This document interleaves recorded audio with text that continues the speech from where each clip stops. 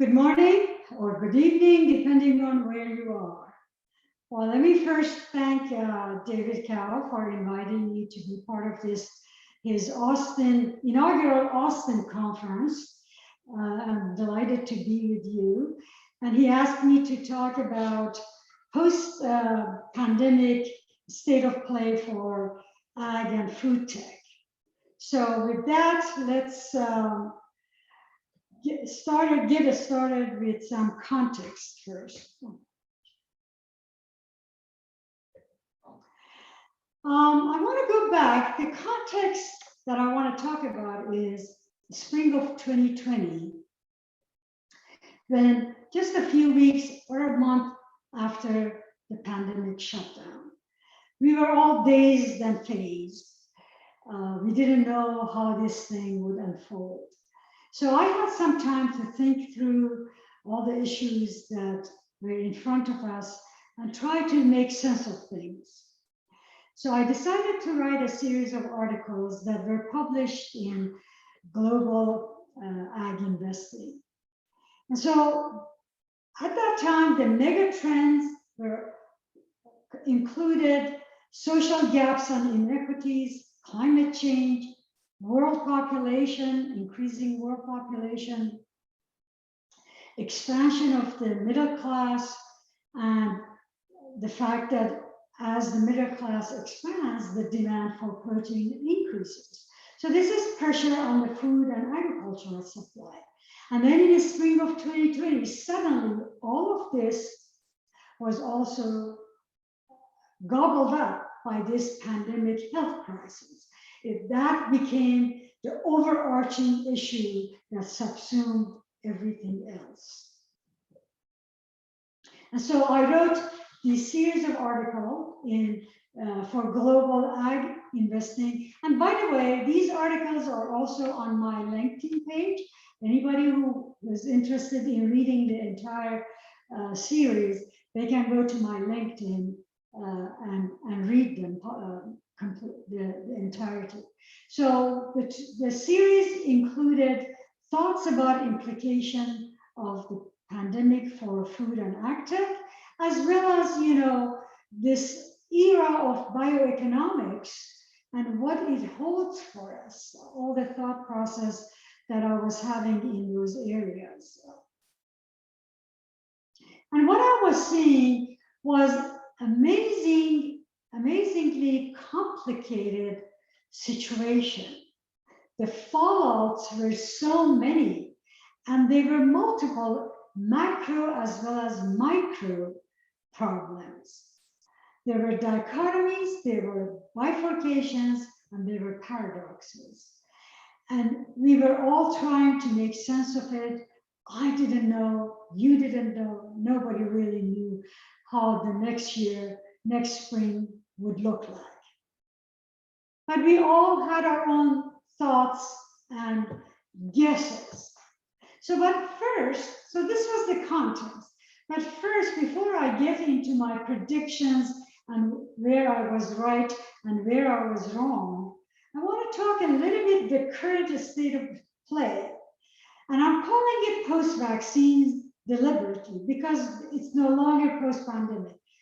The pandemic is being managed reasonably well, at least in some parts of the world. Okay, so where are we right now, today? The hungry versus overfed and malnourished continues. The saga continues. Right now, currently, we have some 800 million people who are hungry.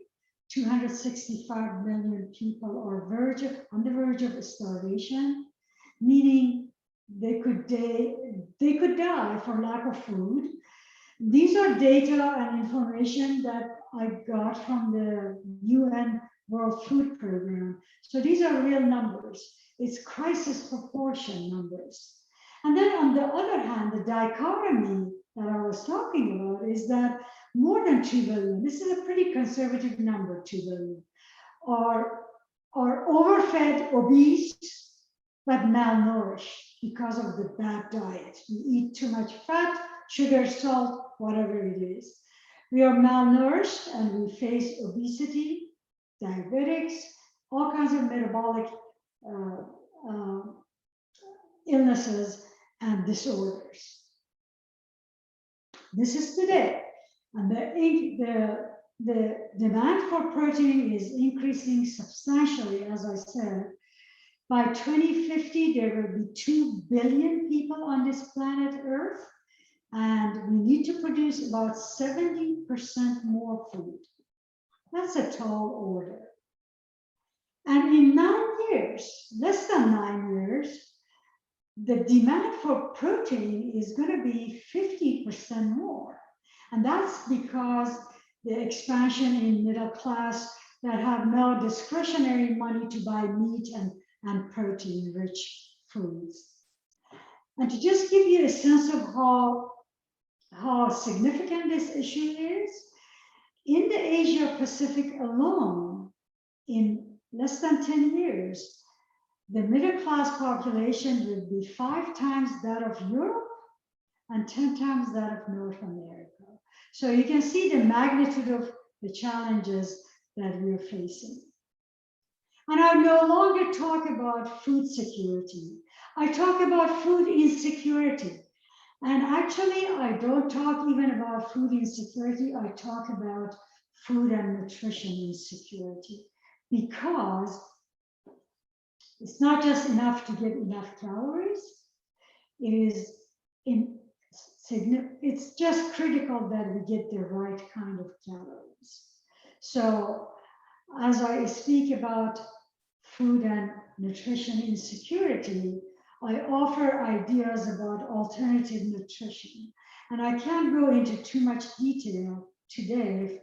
If any of you who might be interested in more in-depth discussion, please reach out to me. David has my information. You can go on my LinkedIn page as well. So I'll be happy to discuss more details with you. But I wanted to refocus back to the topic that David asked me to talk about today, which is what now for AgFood and wellness investing today, June of 2021, a year later. So, okay, just to give you the headline, in 2021, AgFood tech remains very attractive investment space because, for a number of reasons, beyond the fact that it's essential. We can't have an economy without food and agriculture, plain and simple. But more importantly, it's a defensive sector. When things go bad, economy weakens, people tend to go in defensive sectors, and ag and food is right there. Is a non-correlated asset class. Again, that is important when times are tough. But there are, even though it's a new emerging space in technology, in digital technology, there are lots of low-hanging fruit, lots of it. But at the same time, when you look at the value chain from farm to table to stores, to grocery stores, there are plenty of opportunities. There are low-hanging fruit at the same time that there are mature areas ready for consolidation. Lots of M&A activities is part of the scene right now. Okay, and as I said, so from my perspective, it's very, very hot, very hot. And to tell you just how hot, in 2020, the latest statistics tell us that $30.5 billion went to in ag-food tech vertical globally. And the vertical, as I said, includes table to farm and in between, all the supply chain. So when you think about it, 30.5 billion is a lot of money. But the more significant part is that it's 60 times what was invested in 2010. So in less than 10 years, 60 times more investment. To me, that is exponential rate of growth in investment. So by any measure of standards, that means hot. There is plenty of unicorns, meaning the growth, big companies, large market caps, as well as lots of angel activities and early stage seed investments, and many in between.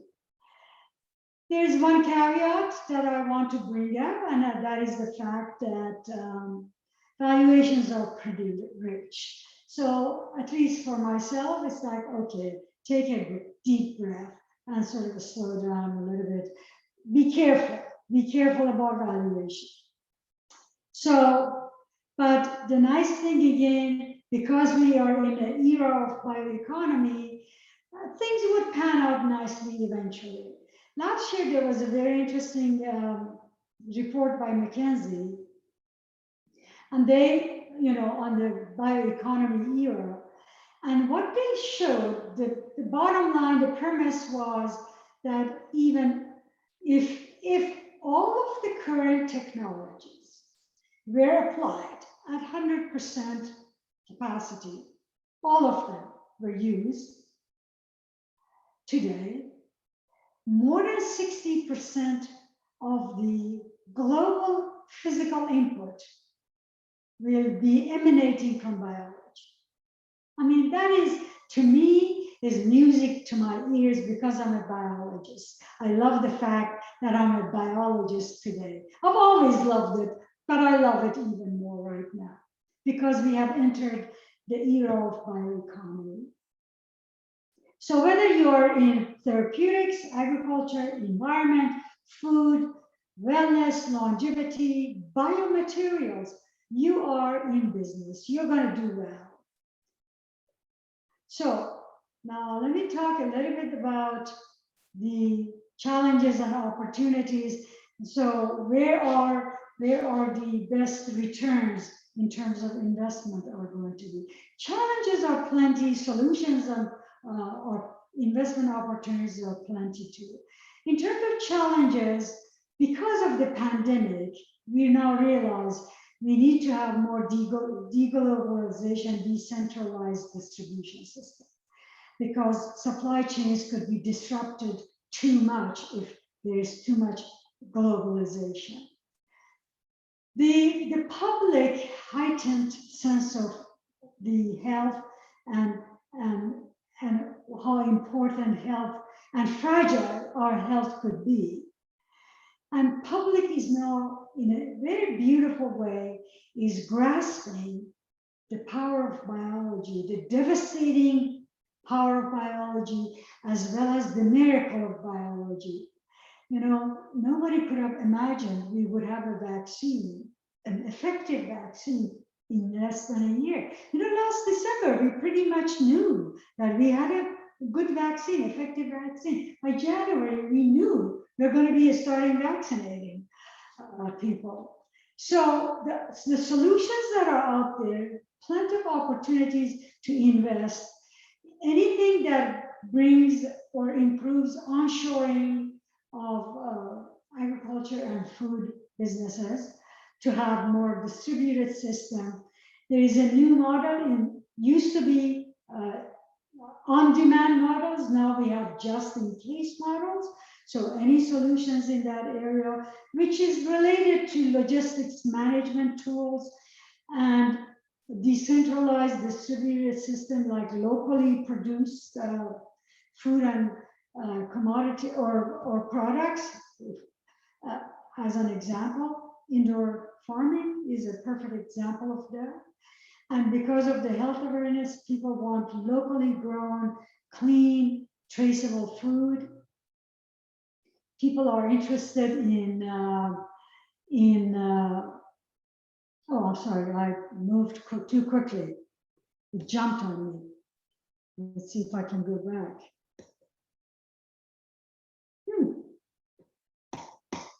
Well, anyway, I have moved to the next slide. I can't go back. I don't know what the issue might be. But anyway, additional challenges are, if you recall, I talked about the bifurcation for essential things versus discretionary things, that wants and needs, that sort of thing. And we are seeing inflationary pressures, labor shortages. We want to see cutting the middleman because we want to see improvement in margins, and digitalization that happens so fast. So we need new business models and logistics, as I mentioned, robotics and automation. There's so many great opportunities in these, and in farm inputs, because we want to reduce the carbon footprint. So reduce chemical inputs, instead use more naturally based inputs. Water management, water usage, these are great areas to invest in. So to wrap up this part of my talk, I just want to indicate that really ag-food tech is only in the third inning. The trigger for this ag-food tech happened in 2013 when Monsanto bought Climate Corp for over $1 billion. And the year 2020 was the pandemic, the start of the third inning. And so who knows when we would wrap up the third inning, how long it would be. My guess is in another year or two, we would be into fourth inning. As we go through the later innings, they would probably be longer because the industry, the sector is maturing in a very nice way. Okay, so I hope you can see my full slide. In front of me, I'm seeing some edges that are too covered, but I hope you're seeing a full nice slide. So in the spring of 2020, the predictions I made and the emerging themes that I saw post-pandemic are listed here. And I was right on most of them, but wrong on some of them. So I'm going to go through the rights and where I missed. So obviously there was deglobalization and decentralization that happened. We knew it because the supply chains were breaking. The digitalization that happened, e-commerce and direct-to-consumer, it was amazing. We leapfrogged 5 years of digitalization in basically 5 months.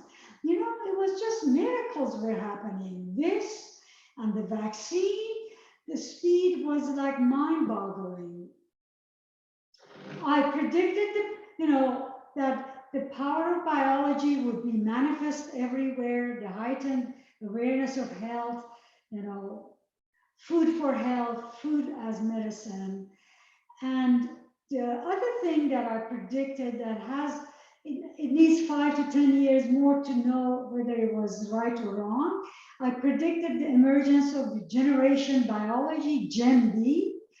So we have to wait and see. But the two things that most people did not get, and I'm very pleased that I got, were inflation and national security. Well, people could see inflation, but everybody said, oh, it's going to be inflation. This inflation is transitory.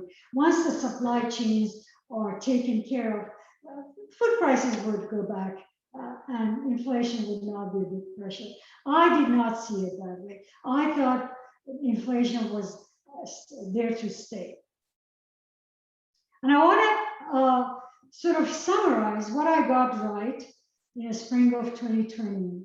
All the green lines that you see up there that I just mentioned, I got them right. But the ones that I'm really pleased about, not only they're green, but I highlighted them with yellow because I wanted to show that I got these two issues more than anybody else, inflation and national security issues. And so obviously inflation has a lot of things contributing to it. Labor shortages, which are really serious right now. Today they announced that there were 9 million jobs open looking for workers in the US. Can you believe that? I had a hard time believing it, but it's government data, so you have to believe it. So wages are increasing. I know because I have contractors who are asking for more money.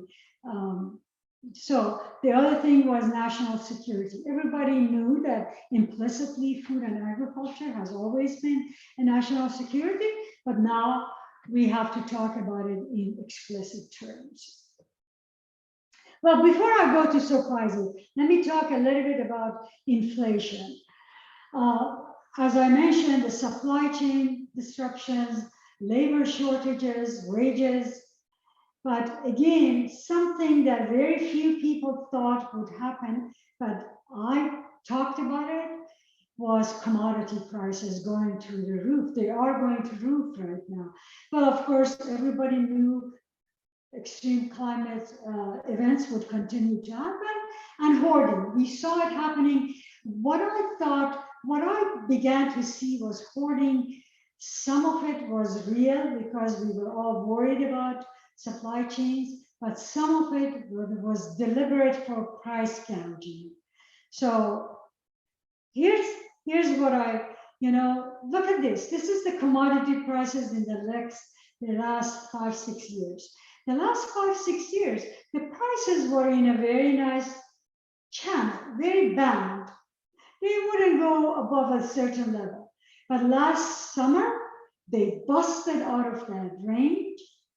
And the last year, the main commodities, corn, soybean, wheat, the major ones, the prices of the commodity have gone up 80 to 100%. Just in the last 2-3 months, the prices have gone up 20-30%. That is very, very huge. And many people think they think it's transitory. I don't think it's transitory. The other issue that I talked about, I begged our political leaders to make it explicit, because now we know that with this hacking, we can no longer say it's implicit. And China and small countries like Singapore are already talking about explicitly focusing on it. China is pouring billions of dollars to become self-sufficient in terms of their own food production. They rely a lot on America, Australia, Brazil, places, Argentina, places where they have great agriculture productivity. But think about Singapore, this small, tiny city-state. They have a strategic plan called 30 by 30, which means they want to produce 30% of their own food needs by 2030. That's a tall order, but Singapore has a record of doing things that are amazing. And Israel is an example. Israel is an example of a small country that are not only self-sufficient food-wise, most of their food, but big importer of fresh products, produce. So I want to go back to what I got wrong. This is what I got wrong. I sort of thought VC and PE would sort of be more limited post-pandemic. I was wrong. It's like you can put the buzzer on and say wrong. And the reason I was wrong, I now know. I knew there will be liquidity. I knew the Fed would come in. I knew our government, the White House and Congress would come in, but I never anticipated the magnitude and duration of this stimulus that was both monetary stimulus and fiscal. So that was the surprising. And now that was the teachable moment for me that, don't underestimate the will of the political system to come in and step into the breach. I underestimated that, obviously. And what I did not see at all Well, we know about ransomware and hacking. I never thought hackers would be so brazen and blatant in attacking our food system. You know, I sort of thought humanity would not allow you to do that sort of thing. Wrong. There are evil people who would disrupt the food supply. Come on, you know. So anyway, these were lessons that I learned. So I am no longer going to eliminate anything as I do my thinking for the future. Okay, so I told you where I was right, where I was wrong. So you may want to know what I'm thinking about 2022 and beyond. You have to come to F50 conference to learn what my thoughts are for the next year, because I'm working on some articles right now that I will be publishing soon. But I just want to give you a clue about where I'm going with my thinking. I hope and I pray and I beg all of you, my colleagues, to do less groupthink. Groupthink, just reading, looking at headlines, the mainstream media, they get it wrong all the time. So let's please not do so much groupthink. And let's think about the known unknowns and, you know, be prepared for them. The known unknowns, we know there will be infectious diseases, we know there will be climate extremes, we know there will be, you know, things that we are not anticipating they could happen, but we know that they would. You know, climate and diseases are a good example.